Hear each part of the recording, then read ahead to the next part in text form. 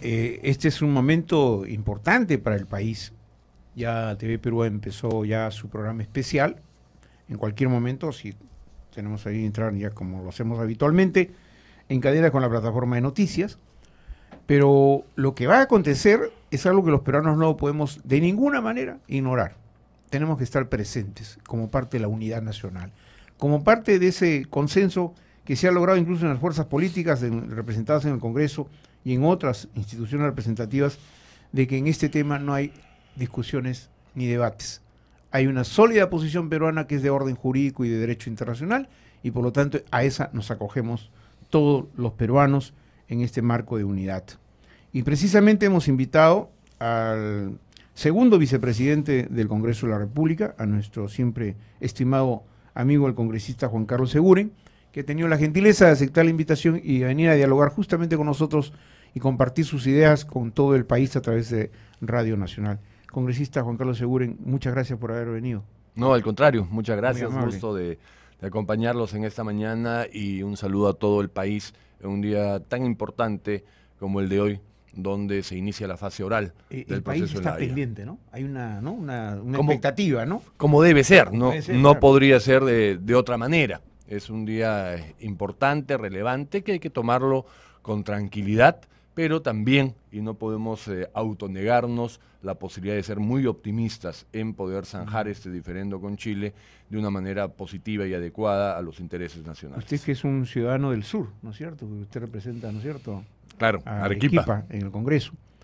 Obviamente que hay en todo el territorio, pero básicamente la gente que vive en el sur también tiene una expectativa de saber qué va a pasar con este fallo que se dé en los próximos 6 meses.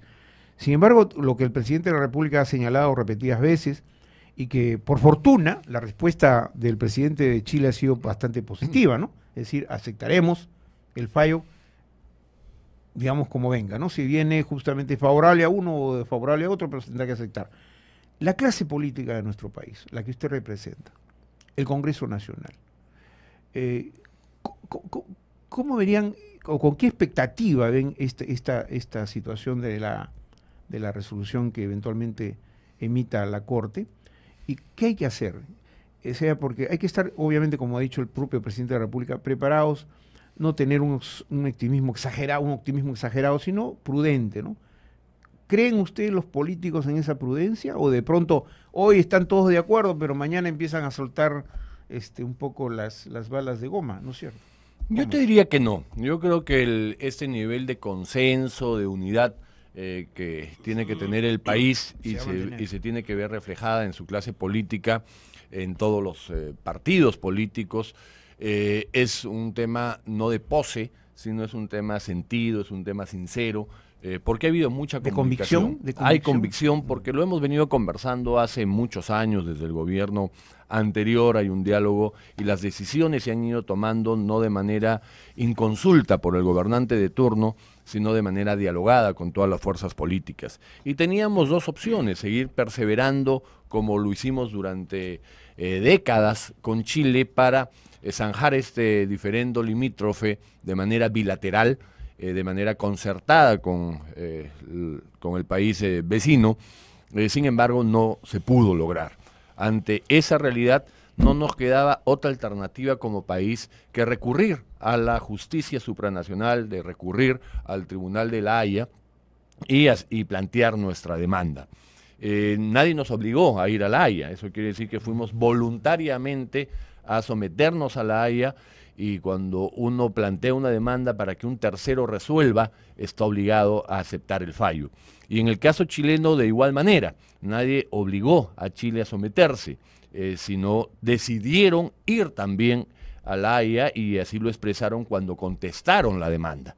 Entonces, ambos nos hemos sometido a una jurisdicción internacional para que en el marco del derecho internacional se resuelva, se zanje de una vez por todas este diferendo, que creo que va a ser muy positivo en el sentido que fuese. Obviamente nuestro optimismo, y creemos tener la razón desde el ámbito jurídico, pero al margen de quién gane el diferendo y al margen del sentido de la resolución, el tener zanjado y cerrada una frontera va a posibilitar que la sinergia entre los dos países, la visión de futuro de los dos países, los mecanismos de intercambio de los dos países, la fluidez de las inversiones de los dos países mejoren significativamente. Entonces, al margen del buen o mal momento que alguno de los países tenga que tener entre junio y julio del próximo año, mirando a futuro, creo que ambos países ganan definitivamente. Cuando hablamos de mirar el futuro, lo vemos en la parte nuestra, el crecimiento económico que tenemos en los últimos años, que lo tuvo en su momento y lo mantiene Chile, ¿no es cierto?, por su parte, y la gran inversión que tienen aquí en nuestro país, por el orden de los 12.000 millones de dólares, y nosotros no nos quedamos atrás tampoco. 8.000 millones invertidos en Chile. ¿Esto de alguna manera pesa finalmente en la decisión o el comportamiento o en la perspectiva del pueblo chileno de mirar esta situación con otra óptica, ¿no es cierto?, de ver siempre hacia adelante y dejar atrás todo lo que en algún momento nos alejó? Sí, y no porque la inversión sea la panacea, sino la inversión es generadora de empleo.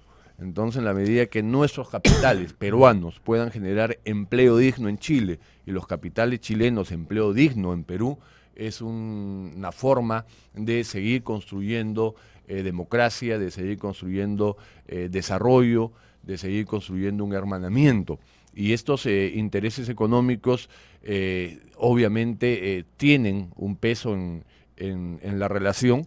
Pero más allá de eso, somos países vecinos, somos países hermanos, somos países que tenemos el mismo origen y por las características geopolíticas vamos a tener también un mismo destino.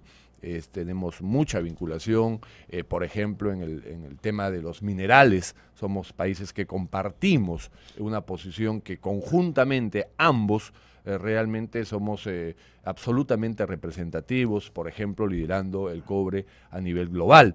En pesca, igualmente, ambos países juntos somos de lejos el número uno en pesca y así podemos seguir desarrollando otros aspectos. Congresista Juan Carlos Segurín, ambos presidentes y ambos gobiernos, Chile, Perú, han expresado públicamente que la resolución de la Corte se ajuste a derecho, ¿no es cierto?, digamos, al orden jurídico internacional. Esto lo han reiterado los dos y Perú ha dicho además que la demanda conlleva a eso, ¿no es cierto?, no conlleva a nada, a ningún otro tipo de pedido. Sin embargo, el expresidente chileno Eduardo Frei advirtió desde su particular punto de vista que eventualmente Chile no debe aceptar, dijo, una solución salomónica. Hay precedentes en la Corte Internacional que sí se han dado soluciones de carácter salomónico, es decir, si ahí está esta torta, bueno, mitad para ti y así se resuelve el problema, ¿no? ¿Cómo aceptaría la clase política y ustedes que son poder del primer poder del Estado una eventual situación de esa naturaleza, una solución como la han descrito salomónica? En realidad, la lectura de una sentencia puede interpretarse como una decisión salomónica, pero en realidad no es un tema de criterio, no es un tema de equidad, no es un criterio de repartir la torta, porque es una corte jurídica. Hay casos, por ejemplo, en el derecho privado, incluso en el derecho internacional privado, donde ambas partes buscan un árbitro, ¿no?, un tercero, que arbitre una problemática, y en esos casos incluso el árbitro podría no ser de derecho, ¿no? Y busca justamente un escenario de equidad. Pero la Corte de la Haya es una corte jurídica, es decir, sentencia o resuelve en el marco del derecho internacional. No hay otro marco, entonces siempre será una resolución jurídica. Y en este caso particular, nuestro diferendo es un diferendo vinculado al límite marítimo que para el Perú está pendiente y para Chile no.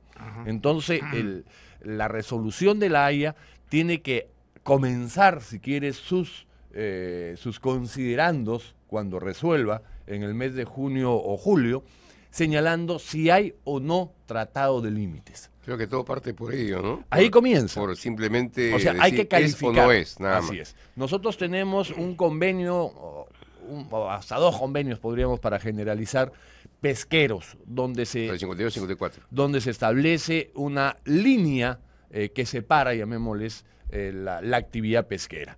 Esta línea, para los amigos de Chile, significa un tratado de límites, ¿no? Ahí se establecieron los límites. Para el Perú no. Para el Perú solamente fueron acuerdos que delimitaban los sectores de pesca, pero que no tenemos un tratado de límites.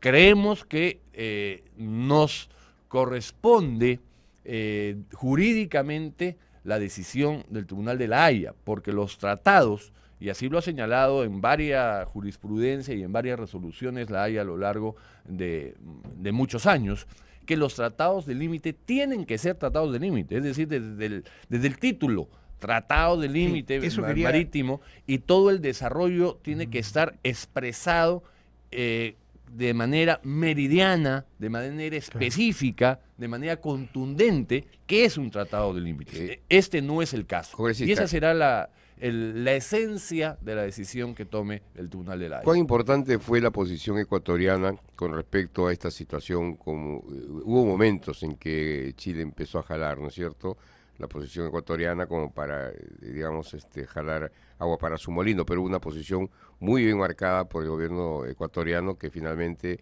dejó solo, como debía ser, ¿no es cierto? Suscribió, ¿no? Suscribió sí, con el gobierno peruano. Perú, ¿no? Entonces, ¿cuán importante fue Mire, para las pretensiones de Chile? Digo, ¿no? Los tratados pesqueros o convenios pesqueros, como se le llame, involucraban a Chile, a Perú y a Ecuador. En consecuencia, y de acuerdo a la posición peruana, no eran tratados de límite.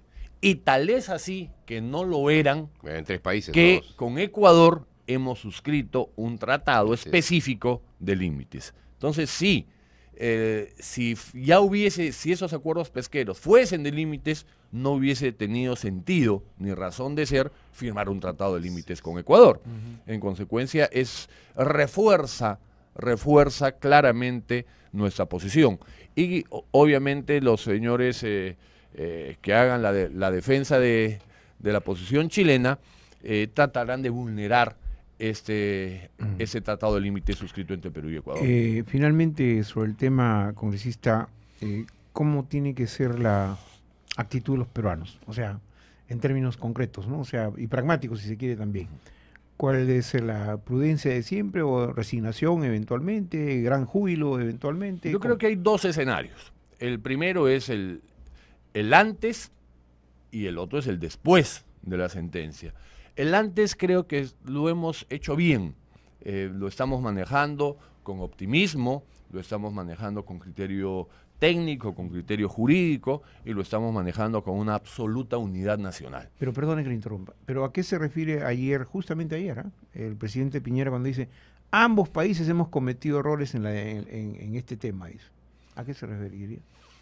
Bueno, creo que a lo largo de los meses no ha faltado un ciudadano chileno o algún ciudadano peruano con expresiones altisonantes, ¿no? Con posiciones medias agresivas, qué sé yo, ¿no? Pero creo que ese es un capítulo cerrado.